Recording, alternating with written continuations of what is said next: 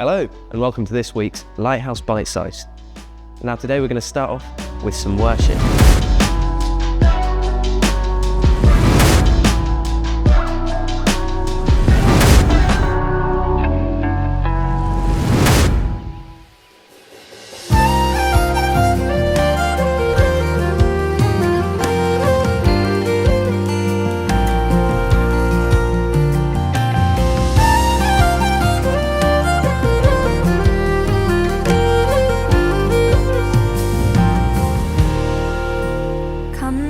Fount of every blessing, tune my heart to sing thy grace. Streams of mercy never ceasing, call for songs of loudest praise. Teach me some melodious sonnet, sung by flaming tongues above. Praise the mount, I'm fixed upon it, mount of thy redeeming love. Here I raise my Ebenezer, hither by thy help I come, and I hope by thy good pleasure safely to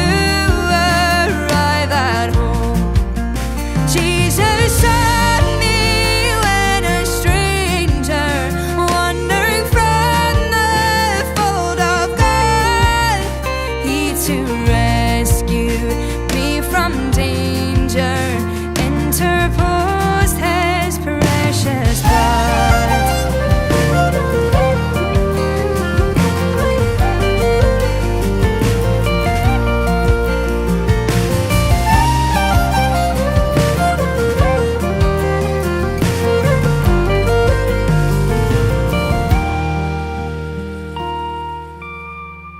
So to grace, how great a debtor daily I'm constrained to be. Let thy goodness like a fetter bind my wandering heart to thee. So to grace, how great a debtor daily I'm constrained to thee. Let thy goodness like a fetter bind my wandering heart to thee. Prone to wander, Lord, I feel it. Prone to leave the God I love. Here's my heart, Lord, take and seal it for thy courts above. Prone to wander, Lord, I feel it. Prone to leave the God I love. Here's my heart, Lord, take and seal it for thy courts above.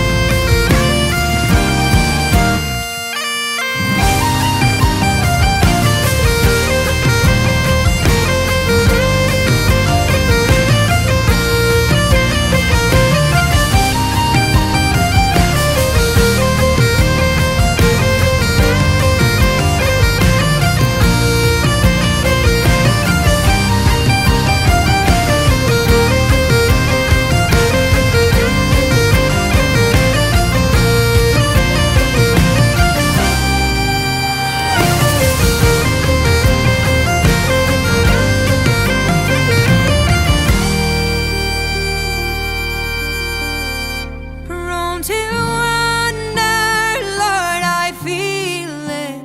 Prone to leave the God I love. Here's my heart, Lord, take and seal it for thy courts above.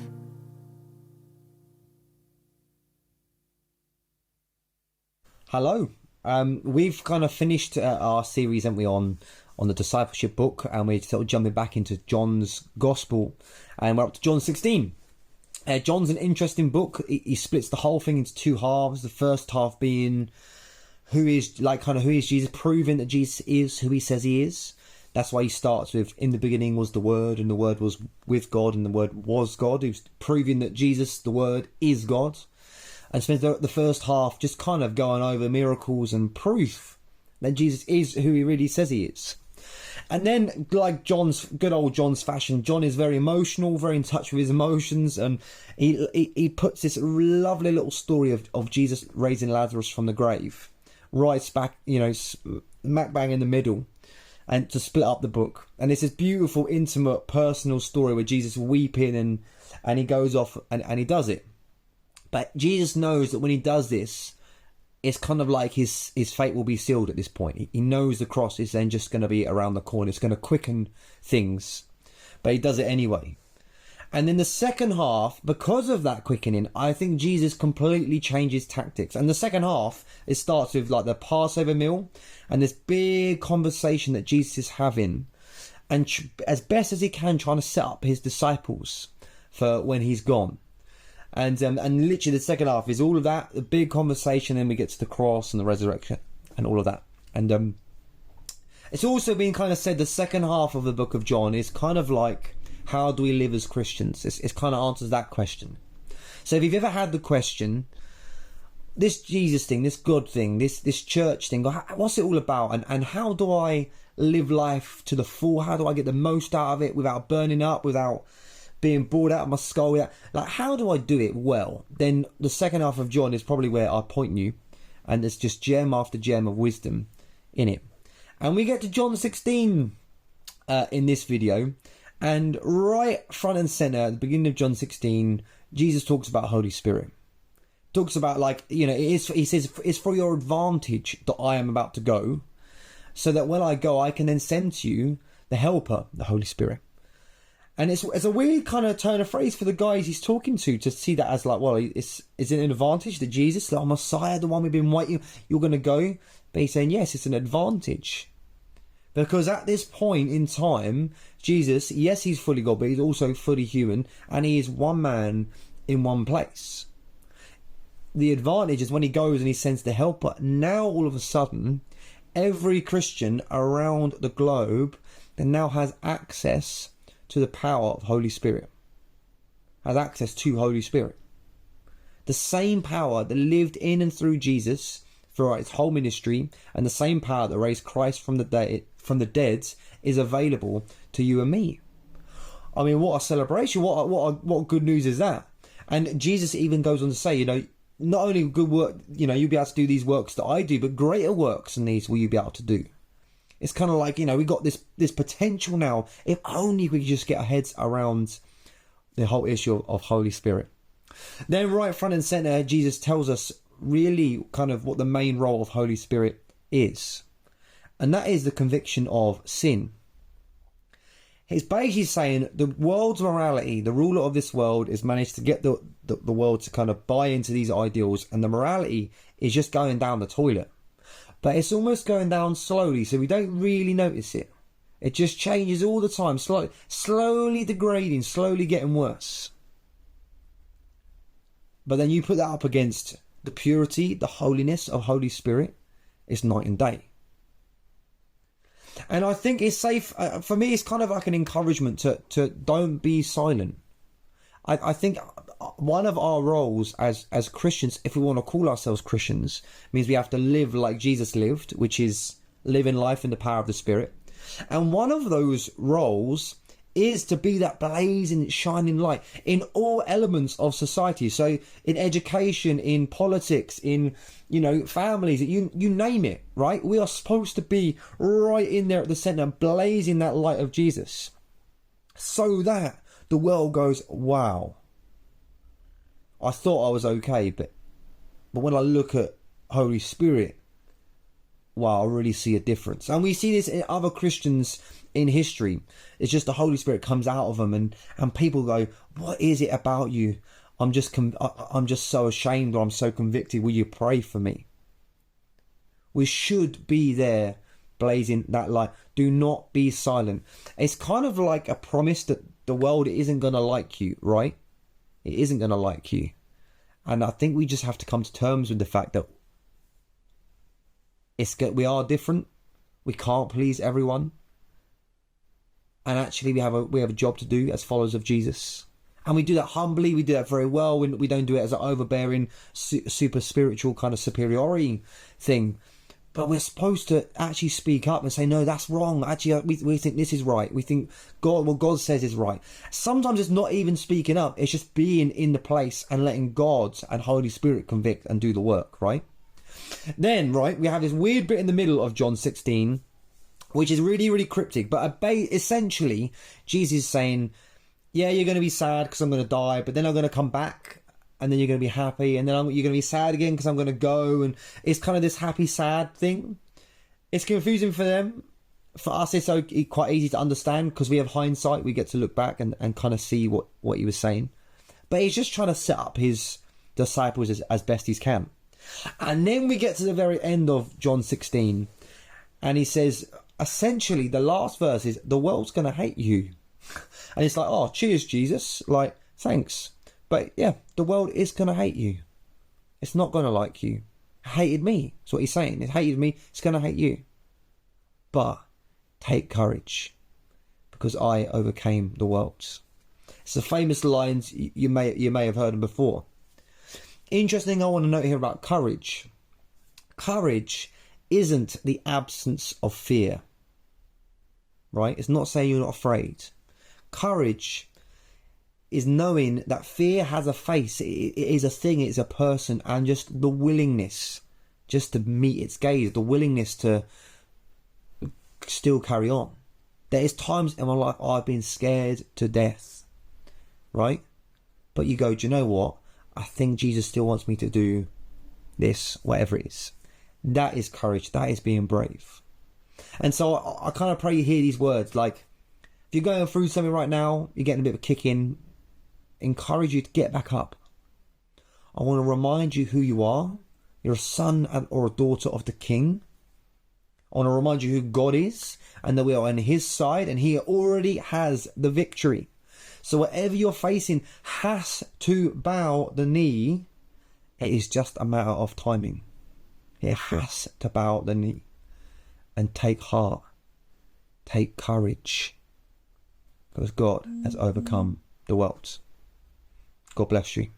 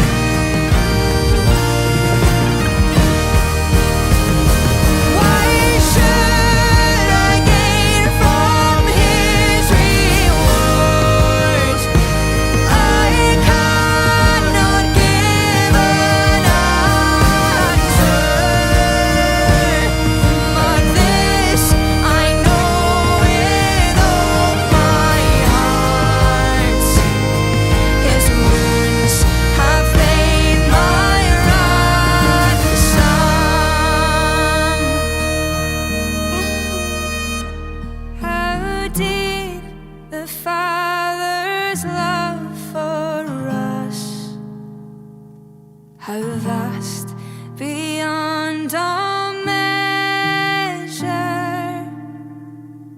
that he should give his only Son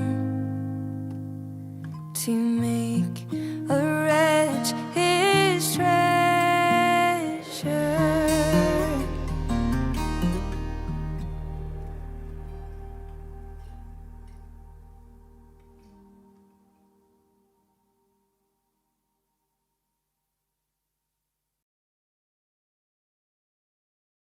Thank you for joining us on this week's Lighthouse Bite Size. See you next time.